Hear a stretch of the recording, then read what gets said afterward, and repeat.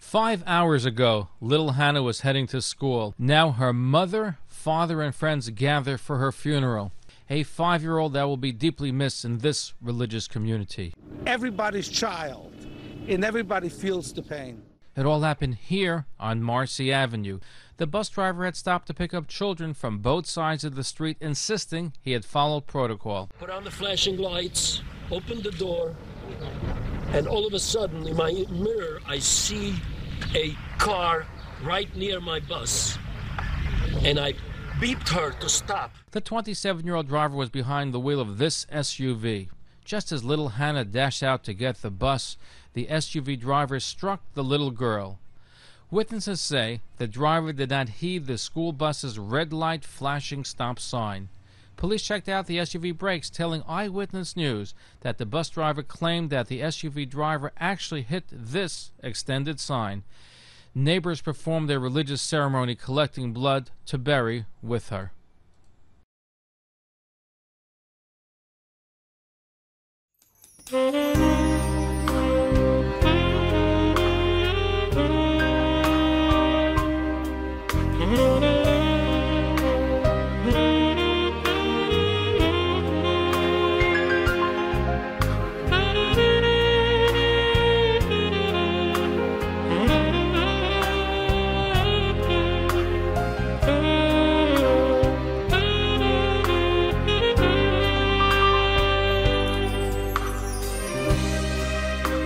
Well, we all know that everything is in the hands of heaven. Torah still warns us that we have an obligation to safeguard our bodies and souls. The tragedy of the last few years has been a wake-up call for all of us to be more careful, especially when it comes to the safety and well-being of our precious children.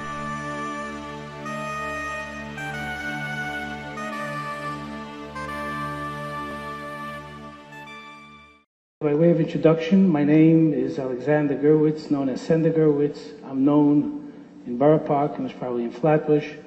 All drivers and schools know me. I've been doing this for many years. I started in 1985, 33 years ago, driving. I've been in the line since. I know a lot of stories, a lot of experience, and like they say, I was around the block many times.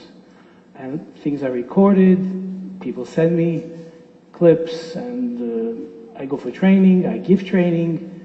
So there's a lot that went into this presentation, and you'll be seeing videos here. Many of them are videos of our own children. The near misses. I wouldn't show you misses, but the near misses. And then many more you don't know about. And the purpose of this training is to make everyone aware of all the dangers. Many mothers think, I know what I'm doing, my parents did it, and it's okay, and everything's fine. And it's a very neglectful kind of approach because you really don't know the dangers. You're going to hear things today here and see things that you weren't aware of from the perspective of the driver, what he sees and how he operates a bus, and he has children on it, and he has to do safety, and he's trained. And there's a saying in defensive driving, those of you who drive, where you learn how to do defensive driving, which drivers are supposed to do. And of course, not everyone does everything by the book. We know that. And just to put it, I'm not the policeman that you call me that he did this, and he did this. I get that. I'm not a policeman. I do the training, and it's a school to make sure they comply. However,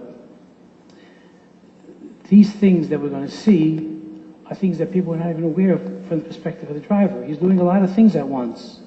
And it's a lot of different things going on. And one mistake can cause a tragedy. I started telling you about defensive driving. Defensive driving is a mode of driving that you could compensate for the illegal and wrong actions of someone else. That's the definition of defensive driving. And that's what happens in a bus. You're supposed to drive in the same way, but anticipate for problems. And now we're talking to the parents, which you are the third link. I talk for children. I've spoken in Avak Hashem. I was in Divisions 53. I've spoken in Krasna. I've spoken in Wien for the children. And I have meetings twice a year for the drivers. Nevertheless, the missing link is the parents. The parents have to participate, hear the dangers, train the children for the dangers, because it's very hard for the driver alone or the Rebbe monitor on the bus alone to do it. And with every accident, you drive a car, you have an accident, there's the National Traffic Highway Safety Board, who investigates the major ones, whether it's a school bus, whether it's a train, a plane, they piece it together. And basically what they're doing is at the end, they come up with a conclusion on a report, and it could take a year or two later, but generally what the report says, they go through the whole sequence of events, and then they break it down to responsibility. And the driver was 80% responsible, but that passenger was also 20%, and that person was 5%. It all comes together, and that's the mistake in the accident. Like I say, if with defensive driving someone would realize something, he would stop so it doesn't become an accident. So it's the other guy's fault. We don't need the other one's fault in our situation. Like I say, this link is so important to have speaking to the parents. I'm doing this voluntarily for the reason because I feel that that's how much it's missing. We're going to be recording it, they will distribute it later. The reason I say is because I've had my own personal accidents many years ago. I don't drive in the last couple of years, but I hear from others, it's a very horrible feeling. And you live with that. I didn't have a fatal accident. I had an injury for a teenager, and 10 years later she became my niece. No problem. But the bottom line is, I don't want to say it so bluntly, but it's true. The loss is the worst for the parents. They drive at the school, everything, everyone feels with you. But that parent got to live with that. Could have you done something differently? Could have you learned something here? Or passed it on somewhere? And seen the importance of this.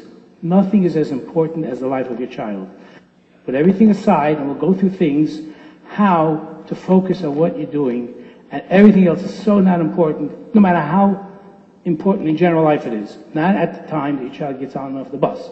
Now, remember one thing about school buses. And we'll see statistics later. I just want to put this out there and I'm going to move on. The biggest danger point in the school bus is the loading and the unloading, going on and off the bus. That is where the fatalities are. Not getting hit by a bus and a truck knocking over the bus. It's generally, you're not a fire on the bus, nothing on the bus. It's getting on that bus and getting off that bus. And you are the ones who could be there at that time, no matter what it costs. For the drivers, that's the moment of truth. That's true. We call that the moment of truth. That's when the driver is a driver. Till then, he's a truck driver. You become a bus driver when you open that door and you close your door. That is what they are taught and trained. Now we're going to move on. We're going to have slides and videos, and some of them are a little shocking. They're all true. Nothing is staged. Most of them are from our own children. Now, like I tell drivers, I'll tell it to you. From the training, they do pick up on a lot of things, and it avoids accidents. And it's those accidents that didn't happen that never make it to the paper and you don't hear about it. And that's how we want to keep it. And the same thing is going to be true with you. When you do things that will avoid accidents, you won't be applauded and nothing will be written in the papers. Unfortunately, the opposite is true, and we are avoiding that.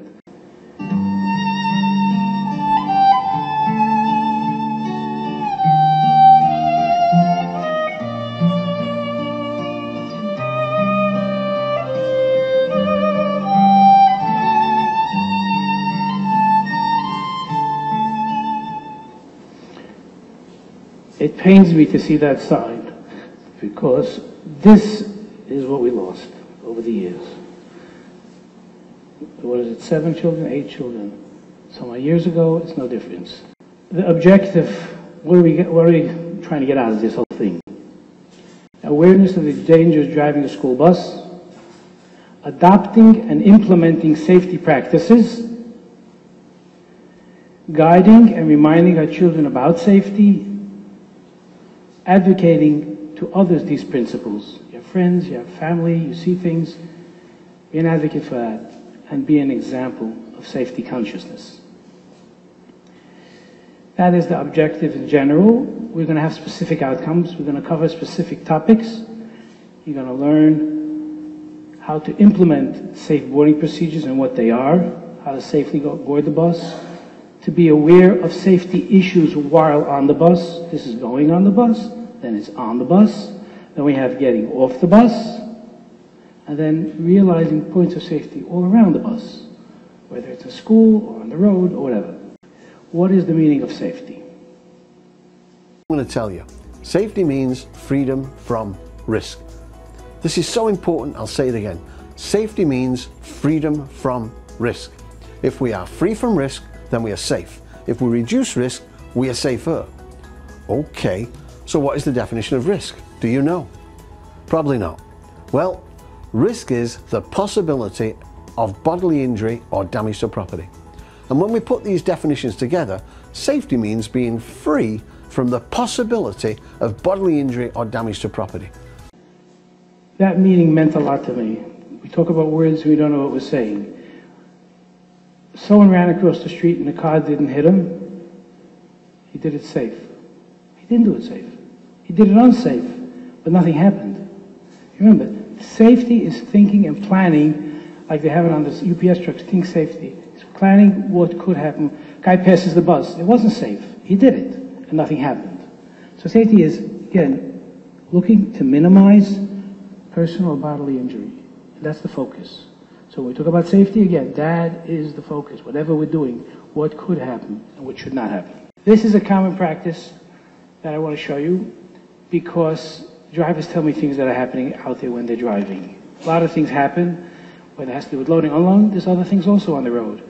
And there's been a problem. I get emails and phone calls, messages. Are you going to talk about this? I said, yes. It's my own plan to talk about it. They wanted me to speak about this. Look at this video. I don't know if it's a bus or a car, it's no difference. This happens. This happens. Drivers are complaining to me. This happens.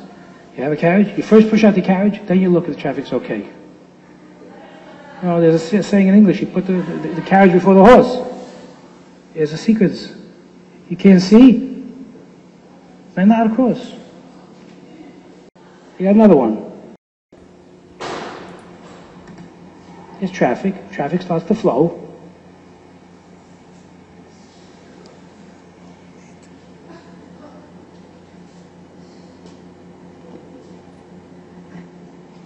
Yeah, and this happened here. This is videos I get from cars and from people in our neighborhood. This is what we're doing. Are we killing our own kids? Unaware. Don't think. You don't think. Pass this on.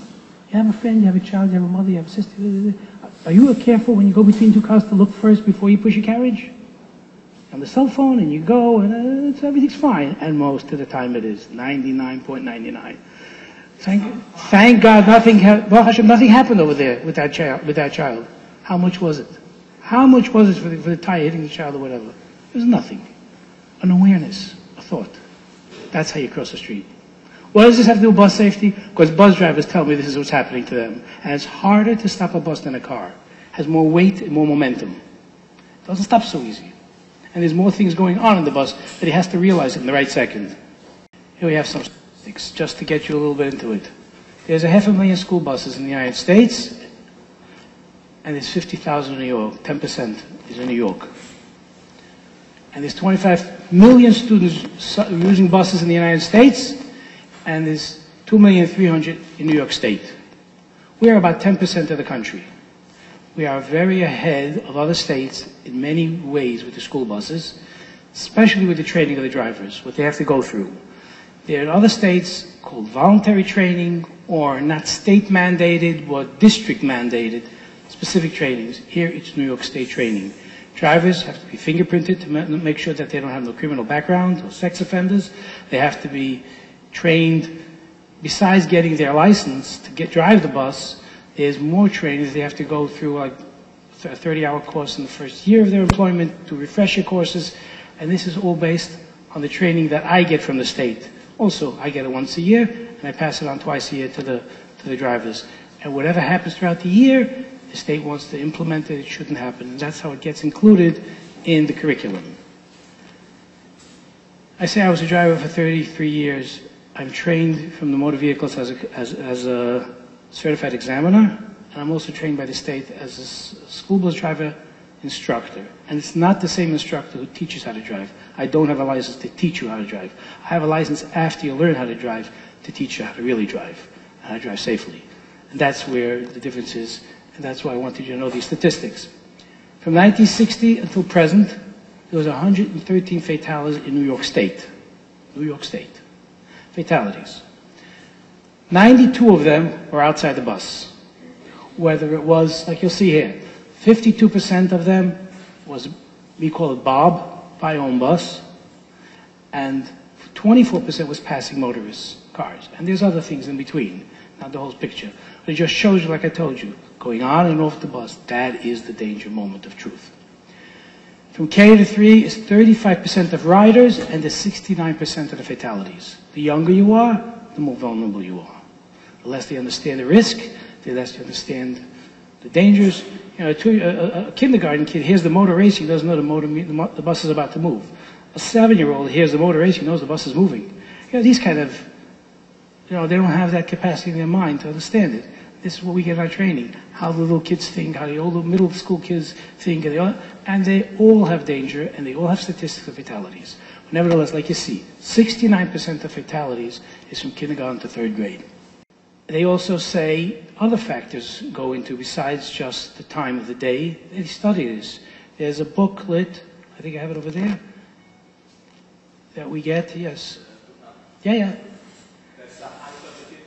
This is all the statistics that they go through the state, and they give it out every year. They distribute it for the drivers, for us, and all the statistics of what happened and the trends, and they study this to learn from it. They make the buses much stronger today than they used to. They add safety features to the buses to make it safer, and therefore, like you see the last line, it's 7 times safer than taking your child with a car, going in a bus. Just get them out safely. That's all. It's safer. It's compartmentalized. The way the structure of the bus is built has a lot of safety features, and they keep on adding it. It's a very safe way. It's 31% more than walking. And it's 288 times safer than cycling, bicycles, skateboards, whatever, however they go. That's how safe the bus is. These are national statistics, not even the state statistics. Safe boarding. Be ready early.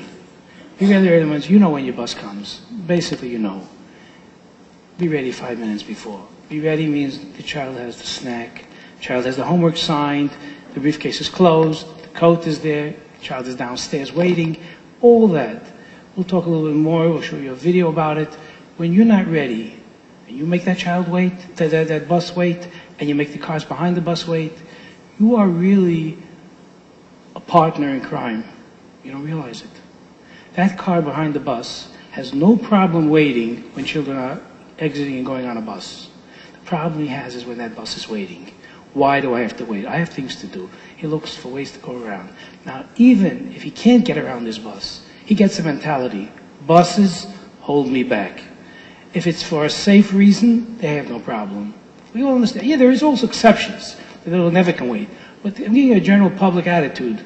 If you have a bus making cars wait for no reason, to them, you contributed to making this driver anxious and passing another time, and something could happen at the next time. You'll never know. We should never know in the next world to find out what we were a partner in. Be there at the stop. He mentioned it, and I'm going to emphasize it. When your child goes on the bus, especially the small ones, but I would think even the older ones, be there outside on the sidewalk. I know you have an infant 2 weeks old, and I know you have to bake a cake, and you have a Lashon Hara shir. I know it all. I know it all. It's not as important as being there, seeing what's happening and being part of it. Unfortunately, one of those accidents where that man was talking in the beginning scene, the mother didn't see the child get hit. She wasn't there. The child was down. She was on the 3rd floor. She didn't. Whatever. That is a very important thing. You could see what's happening, and you can be in control, and you can learn from that. Now, I want to just say something. I'm from the old school. I'm from the olden times. We are fortunate to have bus service going door to door. And that is habrach. That's what the problem is, because it's being taken advantage of. And you don't realize it. And I'll tell you how. If you're ready by your house, great. If you make the bus wait, that's an advantage because it came to your house. If you have to wait by the corner, either you're there or you're not there. The bus goes further. So you're taking advantage of a courtesy. Yeah, everyone does it. Most schools do it. It's taking advantage. We're going to talk about other things as we go on. Bus change, it's all advantage because we're giving you that service. Remember, it's a service. It's a city bus coming to your house. If a city bus comes to your house, you're there or you're not there, finished. And send the bus back, miss the bus, call the school. All this, it makes the bus late, it makes more traffic, it makes the bus driver frustrated. It's all, the system has to work and you got to be part of it. And you got to get your act together. However, I know some mothers are always on time, some mothers are never on time, and some are mostly on time. There is instances that a mother says, you can't have to go to the bathroom that minute. If you're always on time, okay, you have to wait one time a minute. But it's got to be, that's the system. You got to be part of it. Waiting for the bus is an issue where their children wait, especially if it's more than one child at a stop. They tend to push, and they want to be the first one on. We know that. We see that. Remember, when we were children, it's by the school, it's by the house. It's a danger point. The bus is rolling, the bus is approaching, the kids are pushing. Some city drivers, consolidated, wouldn't take the children unless they're waiting in single file. I remember seeing them waiting in single file. Hey, whole bunch, who's going to rush? It would be ideal if you can get them into single file. This one's first today, this one's first not. Work it out. A single file in an orderly fashion. Not running and pushing and shoving and falling. Especially it's coming winter, there's going to be ice, child could slip and the driver cannot see him. It's not safe. Bring it to your attention, see what you can do about it. Avoid when driver signals or opens the door. Some drivers will signal to you when you should come to this bus, and some will just open the door. It's how you work it out with the driver. It's the safest if the driver tells you when to come. He sees something dangerous about the bus, he decides maybe you shouldn't come yet. He wants to put the red lights on so that this car should stop. But he cannot always control it on every bus, the red lights with the door closed. Depends on the model of the bus. Some buses you have to open the door, some in the old doors you were able to crack at a drop and the lights went on. So he's not always opening the door, the children should come yet. So it depends what you worked out with your driver. I cannot tell you exactly. I don't want to mislead you. I prefer when I tell them they should tell you to come. Of course, after there was an accident in Williamsburg one time, they decided the drivers have to tell you to come, and if a child goes without the driver telling you, they did not take the child anymore. That was implemented years ago, right after an accident, and then it faded away. But that was the point. Safety, safety, safety. Don't delay getting on the bus. When you're already going on the bus, child is already going in the bus, the mother feeds another spoonful, puts something into the knapsack. The kid's already at the bus, but still delayed. Why? It should be done before. It's over. The bus is here. It's like I told you, city bus. You open the door, you get up. Don't even give driver instructions. That's a delay. The driver has a half a head. He has a schedule. It's not a time to talk to him. Get his cell phone, call the school, get in touch with him. All this, everyone has to say, this is the time you're going to be coming. Maybe come a little later. There's all kind of conversation. I won't be home today. They send him over there. It's a conversation. And then he goes into something else. Why? Nobody wants that delay. Work it out not at the time of loading and unloading. Both things. This is for the child. Tell your child. You see videos. What happens when you don't look? You look left, you look right by the door. Before you take that last step, especially if you're the first child off, you'll get knocked down. A bicycle will come down, and I'll show you videos of that. Boom. Car can't fit. Or a bicycle, a skateboard, or whatever, anything happens. Look, if the child has to cross in front of the bus, you don't have a second door, we'll go through that procedure. When you get to the yellow line, you check twice. Both ways again. The child, besides the driver looking in the mirror and seeing what's going on, and whether the driver cuts the yellow line or not, there's no difference. It's the same point. The child should learn to protect themselves. And look before you go across the road. Watch your other children. You have other children, younger children usually, they're toddlers or whatever. Where are they when your focus is on your child? If they're not strapped in a stroller, strapped in, or some on your arms, you did something unsafe. And that's how a fatality happened. Mother got so focused, that child wandered, the driver took off and ran over the toddler. Just like that. You found later. Where is it? It's over. Make sure when you go to that bus that any other children you have are secure somewhere that they can't get lost. Children unattended. Small children can and do wander into the streets towards the bus where they cannot be seen. They do wander, they play, things get lost. If you're not watching where that child is, you put that child in danger. Don't run after a missed bus. You missed the bus, the driver doesn't see you, he takes off and he goes. You run after the bus, like he said, that was one accident.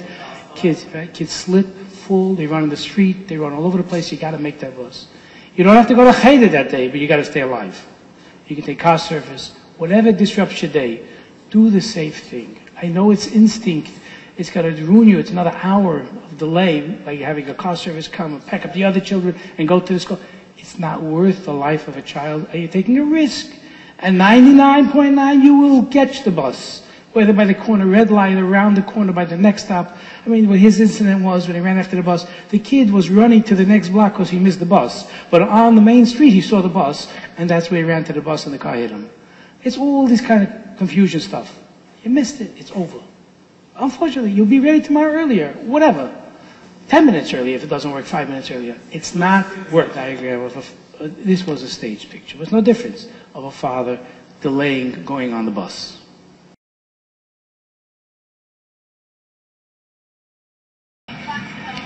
This I got last week. The video I got last week.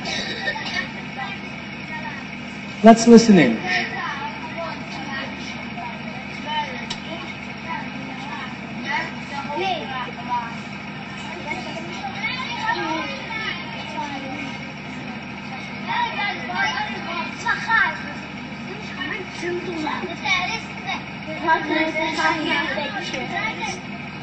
Gevre, deze is schon noch 5 Minuten warten. So, warum wir machen wenn es begeit machen ein Video.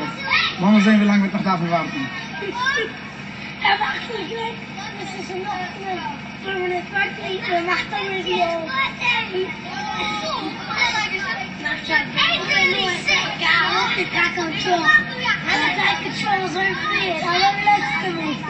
Nein, das ist nicht normal.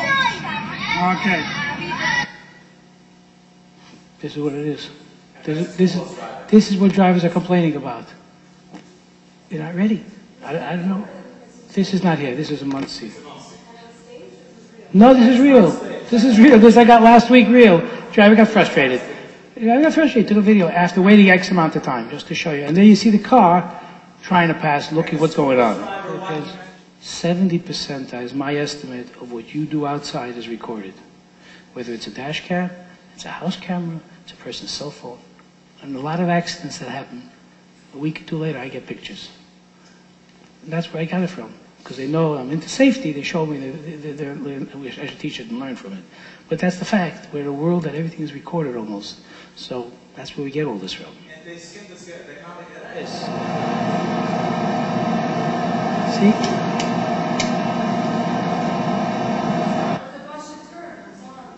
This is a Muncie bus, and this is an old, it's an old picture, but the point I wanted to show. No, watch it again. Do that video again. You see his yellow lights, you see his red. My point is, yellow, red. Now if you noticed, I stop it right here because I want to show you something. The point is that when drivers, and we're going to get to that later, but I'm going to say it now, when you're a car driver, you drive a car, maybe some of you do, you definitely all go in cars, your husbands, your relatives, whatever. You're going to be an advocate for safety around a bus. But nevertheless, drivers see that yellow, you've got to be cautious. Part of the reason that happened, thank God nothing happened, Baruch Hashem. The kid got up and walked away or whatever. And he got hit only by the door because he ran into the door, not in front of the vehicle. It was split seconds. But nevertheless, this car is blocking his view of the children going to the bus. He can't see. I can't take the car away. Cars are there and things are going to block you. Don't think you see everything. You know everything. You see those yellow lights? Be prepared. No, zoom. I'll get it right before. Here's a mother loading her kids. The mother alone gave out the video years ago. She's waiting at the corner. The bus is coming. The bus went over the yellow line, not fully, but he went over. The car behind stopped. His lights are on, if you can tell. She's going to the bus, putting her child, herself, on everything light. And that's how she came off the bus. She made it alive. You yourself have to look when you go on and when you go off. There are all kind of crazy people out there. Now, if he would have cut it off, it still could have been a bicycle or a cyclist or whatever. No difference. These are the dangers out there. This didn't get to Hashem. We're lucky. We didn't want to. We're happy to have her. But she got lucky. Someone was watching over her. It's a split second, the difference, life and death right there. This is running after the bus.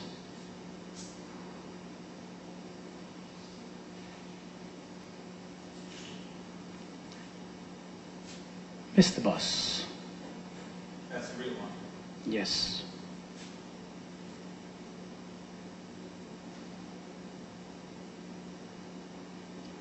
This is the late straggler.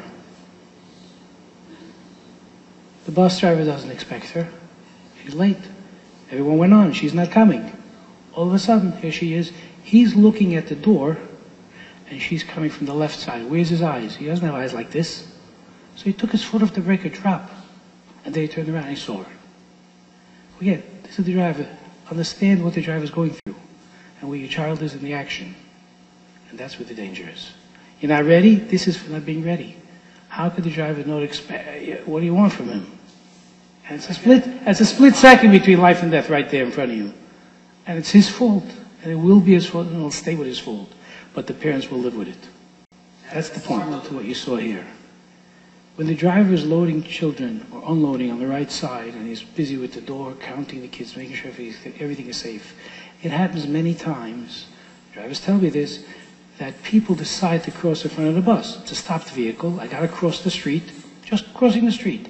And they go across in front of the bus. Sounds very nice. As a pedestrian, great. But you don't understand the mentality of the driver. Same thing. The driver is looking by the door. You, pedestrian, don't know the sequence of where the driver is up to in loading and unloading. It could very well be that the last child just came up the top step, and that's when you started to cross, and he's about to go. And that moment, take him to turn around. He took his foot off the brake. That's where the person is. You don't know where he's up to.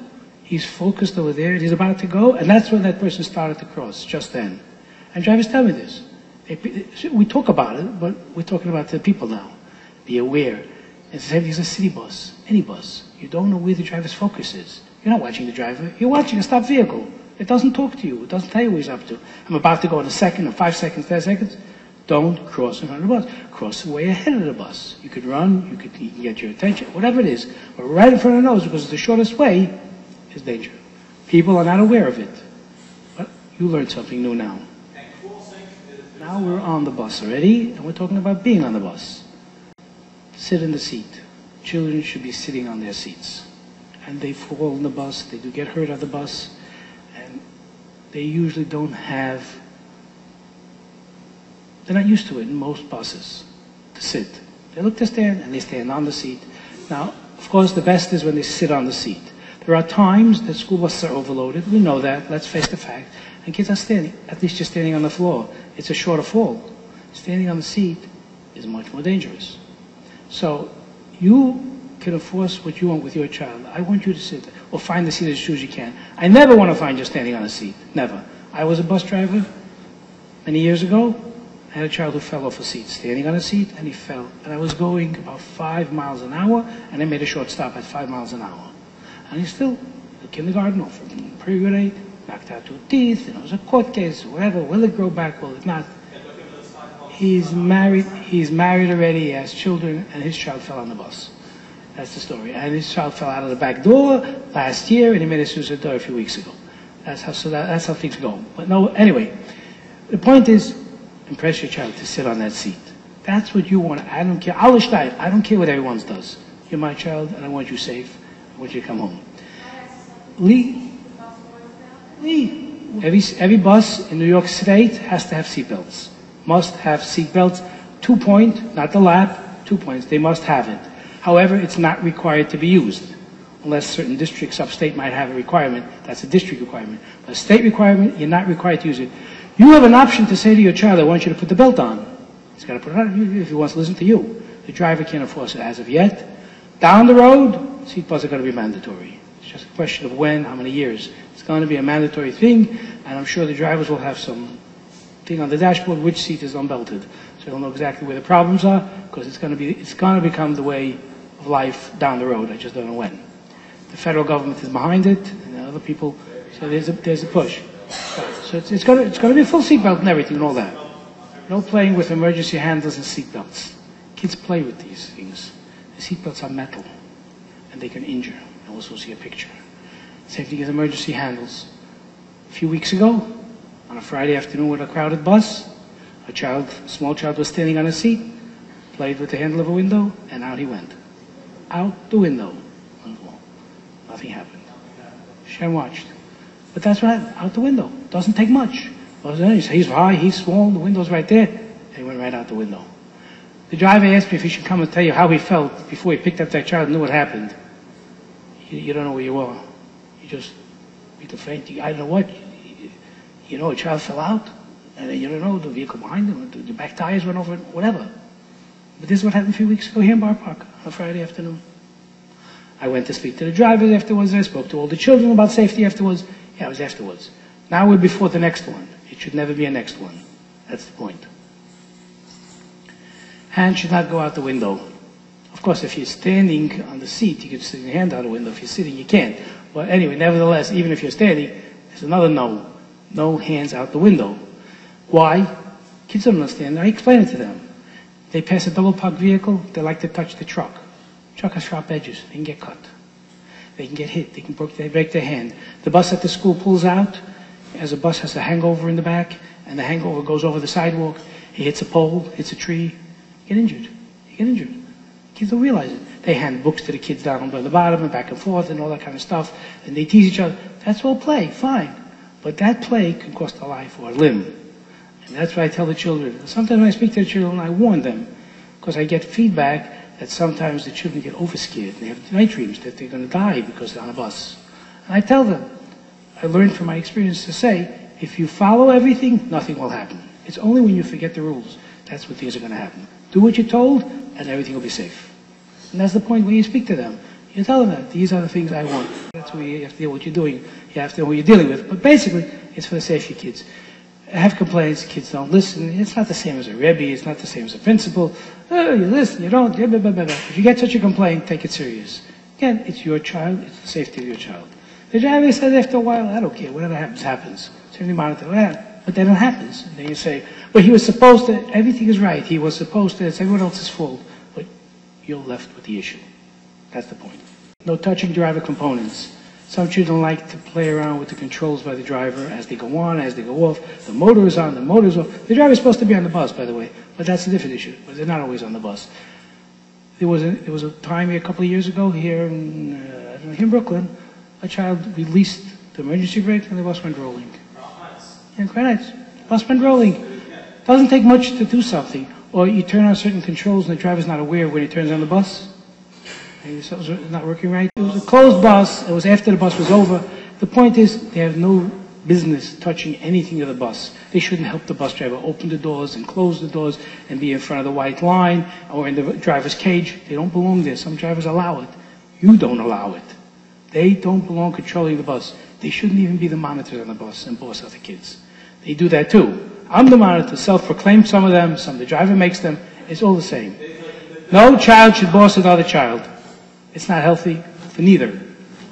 No loud voices. You're allowed to talk on the bus, but children have a tendency of being loud, and some drivers don't like it. The point is a very big point of safety. That, again, something you might not be aware of, and here you're learning it. A driver is driving and things are happening. And he has only two pair of eyes watching one place that he can see in front of him, the side of him. If the bus is big, and things could be happening around him. Someone outside could be screaming at him and he can't hear because of the noise. And there were such instances. Stop, be aware, this, that. So the kid is crossing back to the bus where he wasn't supposed to. You can't hear. He can't hear any warnings from the outside. So they said the car could be beeping him. So he has to be aware of that. The beep might mean him. Someone's trying to, how else could that person tell you some dangerous thing to keep you away from a danger? But when the kids are screaming, it's a problem. It's a problem. It's a safety issue. It's not just a comfortable issue. You know, I don't like too much noise. I like it peace and quiet. It's not. It's a safety issue. To give him the full awareness.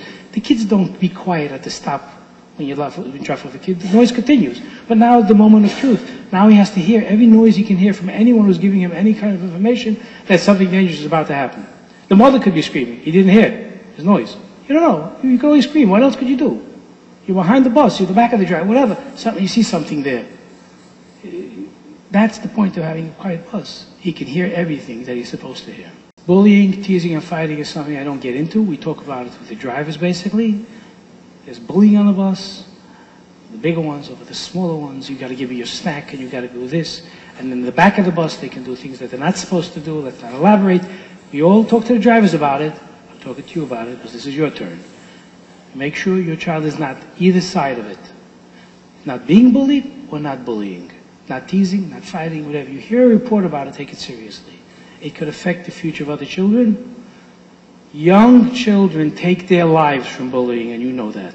And I know that. Take their lives, 11-year-olds, because they can't survive in this world with what they're hearing from their peers. It's unfortunate.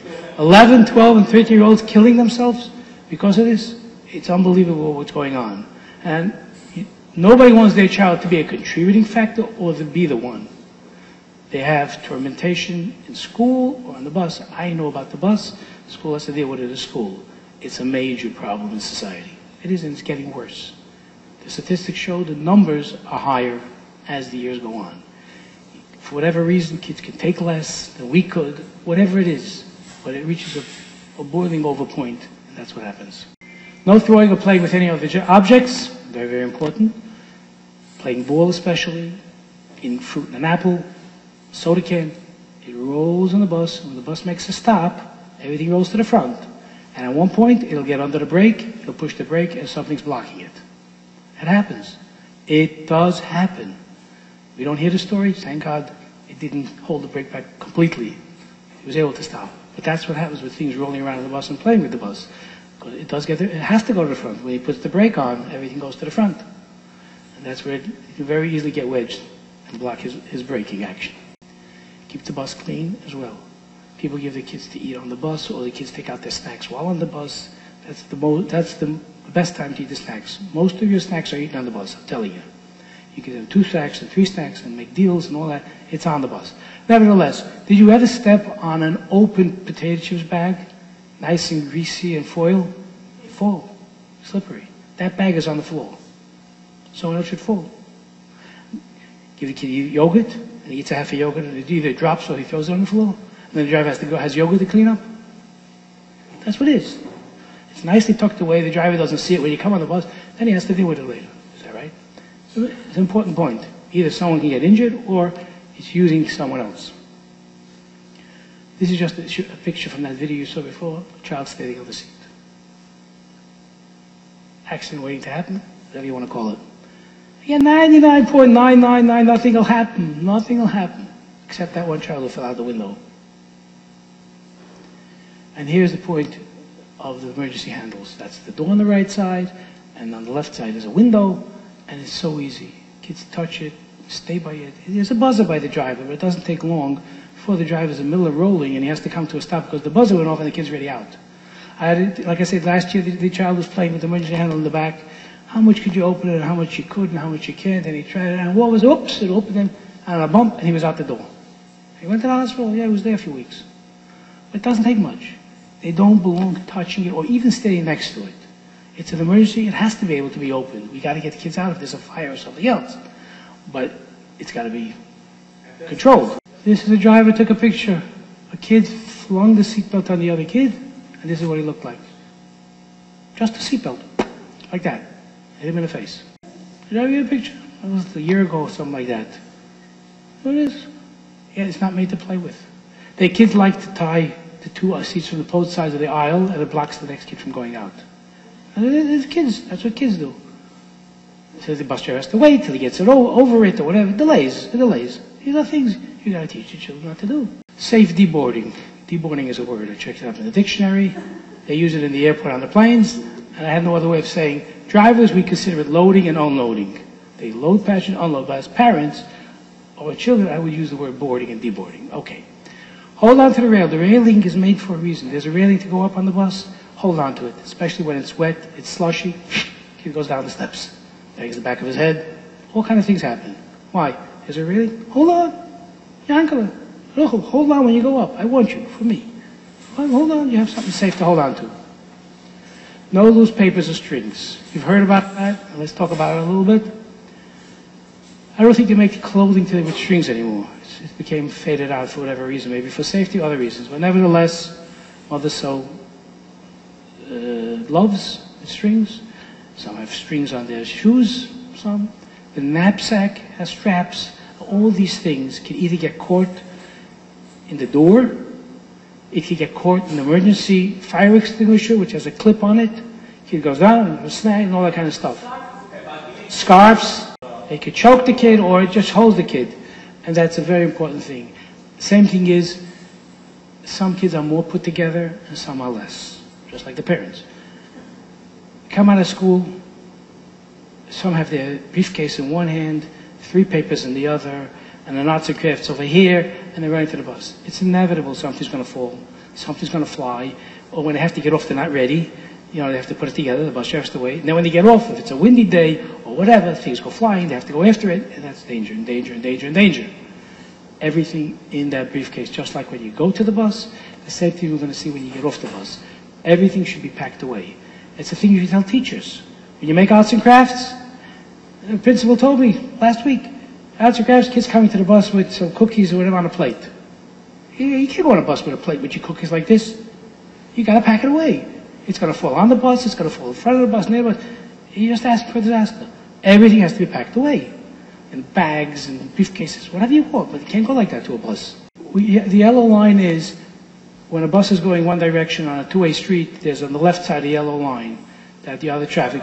If your child has to cross in front of the bus, some buses only have one door, and the kid is crossing, like he said, the child should be taught to cross way in front of the driver, not right in front of the driver. When he gets to that yellow line, again, that child looks both ways. And here it is.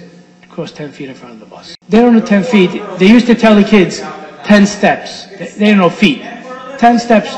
Speaking about getting off the bus, and we have a right door and a left door. Many buses have a left door. That left door is not the safest. The driver cannot see that door so well as the left door, the right door. It's right behind him. He has a mirror here and he has the mirrors. You're relying on mirrors. It's almost like miracles. He doesn't see it that well. He's got to turn around and see that everything's safe by the door. It's more dangerous. The only safe thing is the child doesn't have to cross in front of the bus. So that's where the balance is. It's shorter, it's faster. The secret is, in New York City, the Consolidated and all those companies do not use the left door, period. That's how the city has implemented it. They must have it. Buses have to be built with it, but they do not use it. Everything's on the right side. I tell the children when I speak to them at the Cheder, we tell them not to go back after the drop thing. End of conversation. Next conversation. I take a young child from a younger grade and ask him, so what happens when your yarmulke falls off? How are you going with the bus? It flew off. You go get it? That's the thing. The next kid. And what happens when your chemish falls off? You go get it. Nothing. Nothing. The principal comes in and chimes in. Nothing you go back that falls out of your hand when you go off a bus. Not a chimish, not a yam, nothing. Your homework, your arts and crafts, nothing. You got to embed it in your kid. Your kid doesn't understand the danger and the difference. This is important. They don't have that value of life like we do. Please impress upon them. Never. You go off that bus, it's a one-way ticket home. Never go back. You forgot something on the bus, you have to tell your friend or your driver something fell. No matter what the issue is, it's a one-way ticket. And that you got to impress on your kids. Never go back. Whether you're crossing, whatever it is. We'll get to other things about it. But that's an important step.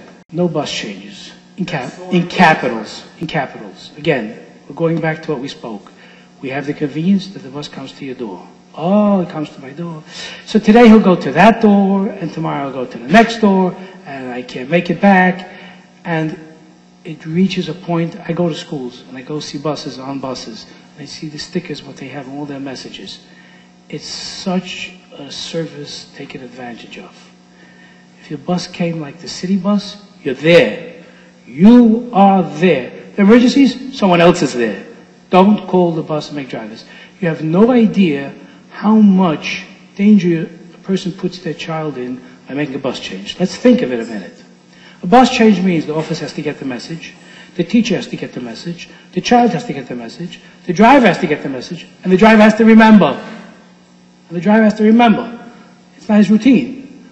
All this causes confusion, and it's a big invitation for disaster. You have no idea what it is. Really, if I could press it, schools give service. They give service and they just give these stickers out to the drivers. Don't do it. Don't take advantage of it. Make someone be there for your child at the exact same spot. It's got to be your neighbor, your relative, whatever it is. Someone got an emergency call to a hospital. I couldn't make it. Someone in the family, immediate family. That should be once a week or maybe once a month. But not the way it's today. It's like nothing. You don't prepare to be home because they can call the school and I'll go to my sister-in-law. I'll go ahead. Got to memorize everything. Till Tuesday, this one, and next week Sunday starts that one. It's crazy. It's crazy. What do we do? What are we putting the drivers through? For service? For the sake of service? Give service. This school gives service. So the driver has to, whatever, become a whatever. But that's what it looks like. I asked drivers to send me their pictures of their dashboard. That's what I asked. This is what I got. I've seen worse. I've seen more. Okay, I'll grant you that some drivers don't take off the old ones right away. A day on, a day or two. Okay. Substitute driver comes on. Driver didn't make it that day. Everything's messed up. He doesn't know the messages. If you did something private with the driver, that from now on I'm going to be down the block, that's where my therapist is, or whatever it is. Driver, school is nobody. You had a substitute driver, give him a list. All of a sudden, he never came home. Remember, there are substitute drivers, there are substitute buses. And these kind of things come in. And if you don't have the full circle, if you make changes or whatever, somewhere along the line, something's going to fall through the cracks. And that's usually it's just a matter of tension. Where's my kid? It's not home. It's an hour late or whatever. He was left on the bus. He's coming back to school. He's going to go to the next shift because the driver didn't know there's a different stop. It's a new driver today. The driver couldn't make it for whatever reason. They don't call you to tell you he's going to be a substitute. If the driver's smart enough, he will tell you if he remembers. It becomes such a routine. Doesn't know that your stop is out of routine. To him, that's the routine. It's a very dangerous, confusing thing. And the child doesn't know. There was also one of those accidents was involved with the child thought he has to go to the right side, but then reminded him that he has to go to the left side because the brother-in-law lives there and wasn't. It's a reminder. Running across in the middle of unloading. It's really a dangerous thing. That schools give you that courtesy to get into a dangerous position. The driver we spoke about, so say if you don't delay the driver on the way home. Always wait at the exact stop. And this is also an important point the drivers tell me. You have a stop, you have a house, you know where the bus comes? That's where the bus comes. What happens is, especially in nice weather, you go across the street to talk to your neighbor while the bus is coming. Now when the child comes off, Khani, I'm here, and Khani has to run in front of the bus. The bus driver doesn't always hear. She starts to run. Your stop is over here, be there. You have to go to an appointment and you're sitting in the car. Moishi, I'm here in the car, we're ready to go, everyone's in the car. It's Friday afternoon, you got to go to the car. No difference. Your stop is exactly where it is. The driver knows where to find you, where to drop your child off. No confusion. Otherwise, again, that's where we rely on miracles. Be outside at the stop, like I said, be there. Not from the window on the porch, be there on the sidewalk down there. You have a small child, walk the child back and forth. There's sometimes construction things there. There's a puddle, a big puddle. The driver tries to stop in a place where there's no puddle, the child, but not always there is. There's a puddle, and the kid has no boots, and the mother's standing on the porch. The kid is, I see these pictures, kid is wondering how to go, and then walks right into the water. Well, what else? What else should he do? Be there. At what age? The state has no age for your child. You are the one who knows your child. At what age does a child cross the street? At what age do you leave a child in front of your house to play? That is where you know your child, based on the development of the child, that you can give that responsibility to the child. Naturally, there's some things that are outside the guideline. You can't say that on a kindergarten child. A kindergarten child, you must be there by the stop. A bus driver who drops off a kindergarten child without a parent is doing an illegal action. He's responsible for this child legally. It's like leaving a child on the bus, which is child neglect, he gets arrested. You leave a child on a bus, the driver gets arrested. Simple. And the matron, bus driver, both go down. That's how it is. It's every here. Parent must be there. A driver cannot leave that age child alone. I can't give you exact age. It was probably pre-1A as well. It would be smart to wait by the curb always, even by 11-year-old, because again, that child could run back to the bus. 11-year-old could run because he forgot something. He knows what he's doing. It'd be the smartest thing to be there always, every child, as long as he's on the bus. Yes, I usually would think that the second shift, where the child is old enough to go into the house alone. But I would take issue with what he said before. If you're not home, or you don't want to be by the door, and you give permission for the driver with a waiver or whatever, I say it's totally illegal. It's totally. A mother can't say to a driver, listen, driver, I'm the mother, right? Listen to me. Take my child, throw him off the roof. It's my responsibility. That's what you just did. There's no such thing. No lawyer will tell you there's no such a thing. You are responsible. You have to give over a child to someone to take care of it. You can't leave the child, no matter what papers are signed. There's no legal document that can take off the burden from the driver. If an adult is not there, you can't drop off the child, bring back to school. There's no such thing as permission. Drivers ask me, and what should the letter say? I said, there's no such letter. This is what you're asking for, permission of mother to drop the child down. You can't do that. Maybe for older children you could say that. Here a child is stuck at the door.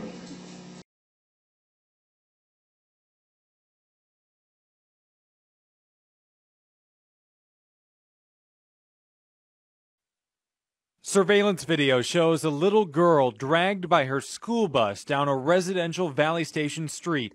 Watch it in real time and you'll see that red Chevy Camaro speeding up. We were just sitting in there and I seen this car go flying by. Neighbor Esther Karshner says at first she thought the Camaro's driver was doing something wrong. And the reason why that car was racing was to stop the bus because they'd seen it. The Camaro's driver finally got the bus to stop and neighbors went running to the girl, described as being 5 or 6 years old. They had her laying there on the ground and she was conscious. Air 3 shows the other students on the bus got transferred to another bus. JCPS now says the incident is under investigation. I just couldn't believe that he drug her from that corner down to here without knowing. Police say the little girl was getting off the school bus when her backpack got stuck in the door of the bus. Neighbors say the dragging went on for at least the length of a football field. Tom Carmen captured the video from a camera on his house. It was amazing. I mean, I couldn't believe it. I mean, her bouncing around in that door all the way down the street. It was bad. Neighbors have questions for the bus driver, but are thankful for... Here in Borough Park, I know of 4 incidences of children being dragged. School calls me, which I do. The best driver, I would say, in Borough Park happened to him on the left door. On the left door. The mother was watching. Can you imagine? The door closed, and he started to go, and she's seeing that's happening.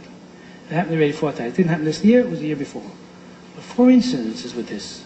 We have today electric doors or air doors, so the driver doesn't have to physically make the door close. They know about this in the industry. Buses are going to be made different because of that. The state knows about this problem. But nevertheless, the driver just closed the door, so their focus was more on that side where they look to the door. Today, everything's with buttons.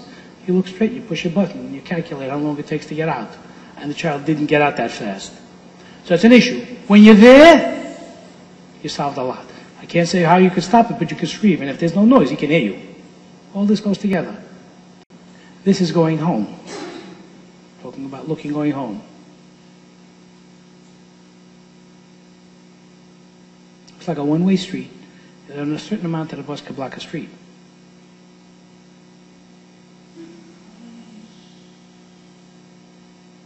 Is a bicycle supposed to stop for a school bus? Yes. Got to follow all the traffic laws. Do they? They go the wrong way and this way.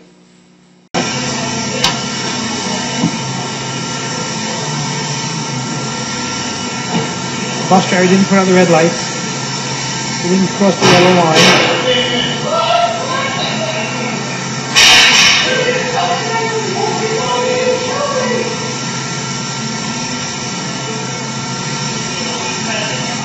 Happened 2 years ago. Where did it happen? Anyone recognize the house, the buildings, or whatever? Happened on Foster Avenue by the firehouse. The firehouse gave me the pictures. Right here. Right here. I spoke to the driver of this bus, and I spoke to the driver of the other bus. Nothing happened to the child. Baruch Hashem. Seconds. Split seconds. Nothing much. Did the child look? Grab it out and just try to cross. That's where you come in the picture. Of course, it's his fault that it's that much.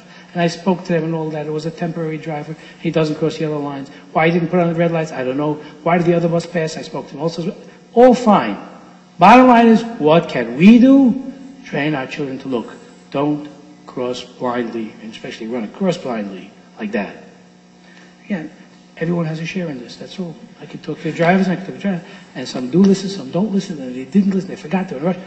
Everyone has a share in this. This is our share as parents. Here's a dropped item, again stage, just to show you, not to go back to anything. This I took a picture of the internet, but it's just kind of give you a little comparison of what a little child looks to a bus driver. Can he see him? Can a driver see this kid? Kid drops something under the bus, he's going to go back? Is he going to be seen? That's the point. It's being right in front of the bus. It's small. That's why the K-3 is the biggest thing. One of the reasons. By the way, unfortunately what happens is you think sometimes One of the factors that they have in statistics is bad weather might contribute to an accident, and it's the opposite. The accident usually happens on a sunny, nice day, because that's when people are most complacent. And on a not sunny day, on a rainy, miserable day, the driver's more alert to see what he can't see. So it works just the opposite. This is the danger zone around the bus. I show this to all the children, and now you have a chance to see it. This is national. This, as you see, the red is the most dangerous. A good part of this is that the driver doesn't see here well or at all. Don't be in the danger zone. That's a stress. Don't be in the danger zone. And walk straight away from the bus. If a child is close enough to touch the bus, you're too close. If you could reach the bus, you're too close to the bus. The bus makes a swing or goes this way or that way, and that's it. You get knocked. A driver called me last week. Yeah, one child usually by the bus, and there was two children there. Bottom line is one child missed the bus. He started to pull away, and it's by a corner, and he has to make a left turn at the corner. And he started making his left turn, and the child shows up, running after the bus. But he's swinging to the left, so the back is going this way. He could knock over the child. Kids coming right at the bus. It's something you could show them and talk about it. This is now, we're already home, and now we're going to go outside the bus. Keep out of the danger zone. Never pass red flashing lights. You are in cars, relatives, whatever, you see it happen. I tell the children the same thing I'm going to tell you. When a child goes in a car, and even if it's a parent, goes past the red lights, I tell the child to talk with the Cheretz, to talk with respect and say, I don't feel comfortable going by the red lights. Yes, you could tell it to your father and your mother, I tell them. Just because you're a father and mother doesn't mean you can put others in danger. You don't want to be in danger, and you don't want others in danger. Yes, you're in a rush. I don't feel comfortable watching you go through red lights on a bus. And that's how we get the message out. It just happens too often. So many close calls. So many close calls with that. The driver thinks he knows what's happening, the one who's passing. You don't know what's happening. You don't know where the child is and what the child is and what the driver is expecting, what the child is expecting. You just know you're in a rush. And you are in a rush. It's not worth it. And even Hatzalah has to stop for school buses, yes. We tell the driver, have enough brains. When you can, pull over, close the door, go around the block. Yes. But when you can't, and there's children out there, you can't kill this child because you're going to save somebody else. You just can't do that. The same thing. Here on 18th Avenue, 2 years ago, on 18th Avenue, by the park, there was a truck picking up one of those grates that they have by like Boime, you know, for the traffic, for the people and all that. And a school bus was picking up a child, and a police truck passed by, and someone took a picture, and it went on social media. And went on. That driver was called down by headquarters. It was on social media. Why did you pass a bus with red lights? Just because you're a police truck or that doesn't make a difference. The law applies to everybody. Police cars pass. When there's pictures that goes on social media, it will make noise. Social media is a big pressure. Everyone's answerable to it. When you can say it didn't happen is one thing, but when it's there, no one's above the law, especially when it comes to safety. There's noise. So this is where you're the advocates for that part of the safety. Don't cross in front of any stop bus, like I mentioned, where you should cross and when you should cross, that the driver might not be seeing you there. Children, it's missing here, to and from a school bus, even when the lights are not flashing. That's another point. When you're near a school bus, even if the lights are not flashing, sometimes the driver doesn't turn it on, he's not aware, he doesn't, whatever it is, children could still be coming back and forth to the bus when the bus stops out of nowhere. Especially at the beginning of the school year, there are instances that children don't know who their bus is, they don't recognize their buses yet, they go to the wrong buses. We tell it to the drivers, but I'm telling it to you. They run to the wrong bus. The driver has the door closed and he doesn't know to stop, and he's continuing, and there's a child right next to him. So when you're out there, you can help that. The same thing. But this is one of the things you tell them. You as a driver or something like that, be prepared to something like that. And be courteous to the bus drivers. They're under a lot of pressure, understand them, they have a time schedule, the school is after them, oil trucks, construction. Do you know how many blocks are closed with construction and drivers have to wiggle around? It delays everything. It makes the traffic when the block is closed. There's a big noise and pressure about it, but it still happens. We have a lot of construction, building new houses and working on the pipes, and that adds a lot to the driver's schedule and a lot to the traffic in the neighborhood, and we all know it. But in a bus, you can't wiggle as fast as with a car. It takes a lot of time. 14th Avenue, 15th Avenue, 13th Avenue, you know, Friday afternoon. I'm going to tell you. The driver took a picture. What's he doing there? Driver went to his bus to start driving. He walked around his bus, a pre-trip walk around, and this is a kid standing playing under his bus. It's not on the side of the sidewalk. You see something like that, it takes a picture out. Again, stop means stop. When you don't stop.